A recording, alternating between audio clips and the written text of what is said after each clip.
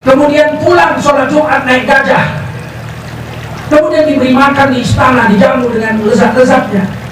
Maka Raja Samudra itu berada di Aceh Utara ini. Nama rajanya adalah Malikul Zohir.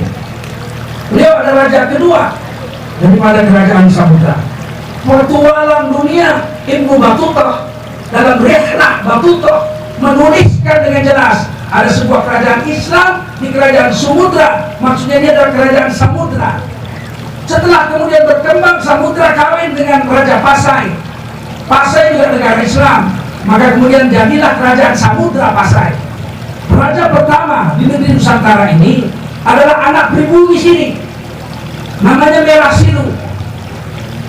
Setelah Merah Silu memeluk agama Islam, Khalifah Islam yang di Mekah mengirimkan surat pengangkatan resmi Raja Nusantara, pemangku agama di negeri Nusantara ini.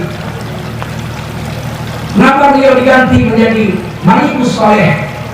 Malik Raja, As-Soleh Raja yang soleh. Ini adalah nama Khalifah Islam waktu itu di Mekah.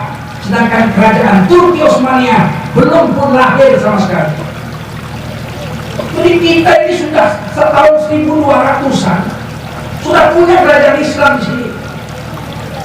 Sedangkan Belanda, penjajah Belanda baru berhasil menaklukkan Aceh pada tahun 1905 dengan syahidnya Tengku Umar Johan Pahlawan di ujung Kalak. Itu pun masih perlawanan dilanjutkan oleh istri beliau, nenek kita Cunyadin, sampai 1907. Nenek kita Cunyadin dibawa ke tempat pembuatan tahu Sumedang. Di sana dibuatkan rumah di depan halaman rumah lurah Sumedang.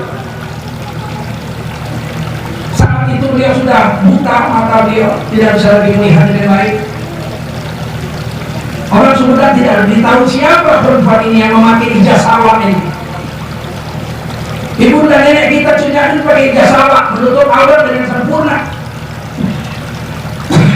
Kain hitam yang ditutupkan di kepala, ditutupkan ke belakang sampai hanya nampak matanya saja. Di dalam tahanan rumah di depan lurah Sumedang itu, beliau menolak makanan yang diberi oleh penjajah Belanda, najis. Beliau diberi baju baru karena baju beliau sudah rusak. Beliau katakan, dari mana di baju? Dari penjajah Belanda. Dia buang, najis, tidak mau. Satu hari anak muda Sumedang